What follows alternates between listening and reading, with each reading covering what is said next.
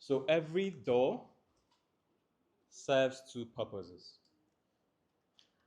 as an entrance and as an exit, to let people in and to let people out. But what happens then, or rather, what do we have when a door only lets people in but doesn't let people out? Many years ago, on an evening such as this one, I was traveling with my relative and she needed to buy something. So she stopped and stepped out of the car in haste. And after a while she had gone, I realized that I couldn't breathe well. The glasses were wound up. I tried to open the door, it was locked.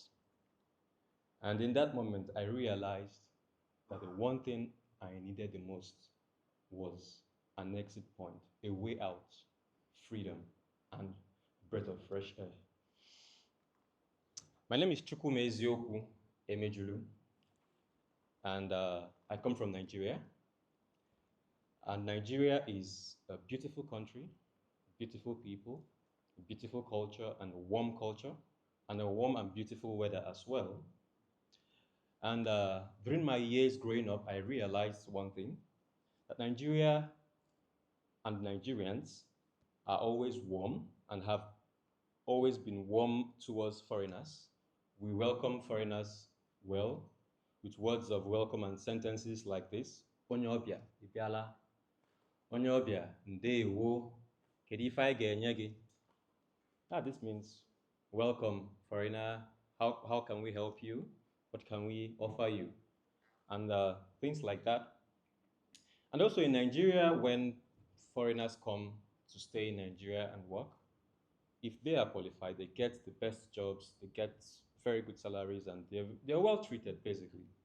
So I had this notion that, yeah, if I decide to travel out, I should have a similar experience. And so I decided to advance my life and further my studies.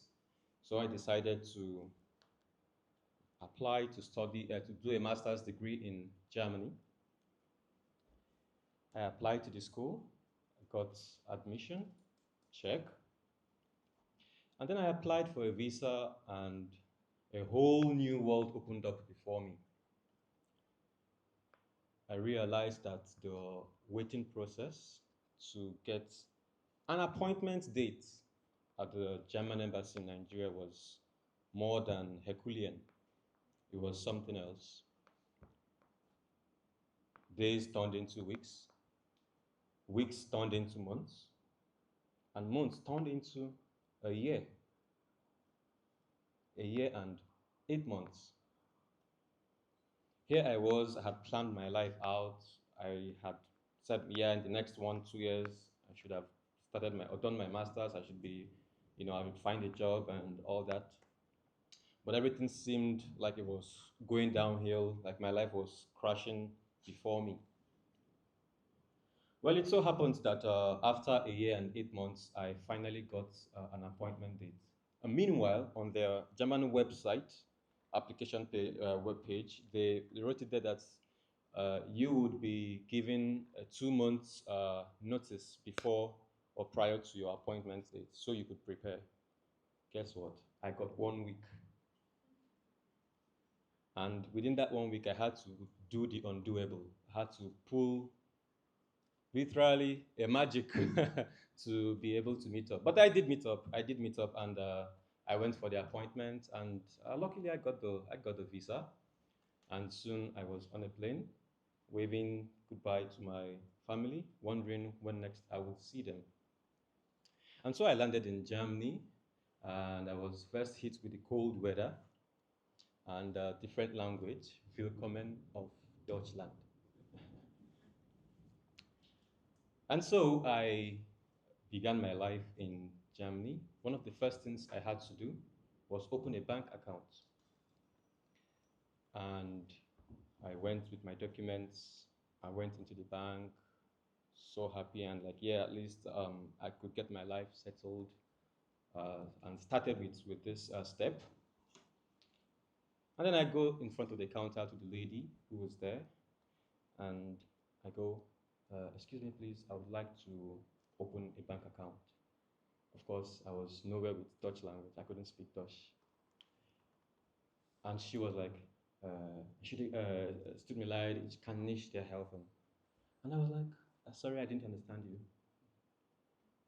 She said the same thing again. And I was looking at her like this. And then she understood that if she didn't, that she could salvage this situation. And she said in English, I'm sorry, I can't help you. And I went in my head, oh, you can speak English. Like, okay. And then I asked why. She said, I'm sorry, we can't help you. We can't open an account for you. Then I began wondering. I was like, does she have like X vision to, and she had already gone through my documents to see that maybe I didn't have the complete requirements. But then in my mind, I knew I had it. But ultimately, I went home that day feeling sad and dejected and wondering why I couldn't have a bank account there. Of course, I met a student assistant and I spoke with her. I told her, look, I tried opening an account with this bank and this was what happened. And she was like, why should that happen? I'd come with me tomorrow. We're going to go there and try. Let's see why they will turn you away. And of course, we did that. We did that. The next day, we walked into their bank, and within 30 minutes, I came out of the bank with my bank account. And I was wondering, why did the lady turn me back? I had everything right. It has also happened that sometimes when I get onto the train and sit down, someone gets up beside me and moves away because I sat down beside them. I was like, am I carrying a masquerade on my face that is scaring you or something? And I've also gone into a barbing salon or a salon to cut my hair, and the lady saw me there and started yelling racial slurs at me. Why am I saying this? I'm not trying to paint or portray Germans as bad or something, because still in Germany, I have met the most wonderful and sweetest people ever who have made my life in Germany worthwhile and similar to home. And I appreciate them so very much. But there is, to an extent, an institutionalized system that seems to be rigid and not welcoming to foreigners. And it gets me wondering that if the door is open to foreigners in Nigeria, and if they can have easy access to Nigeria and things, why can't it be the other way around as well? Why can't this door be open as well for Nigerians and other people to come into Germany and the rest of Europe and live lives normally as they would if they are going to Africa and Nigeria? Thank you. Hear my story, use your vote.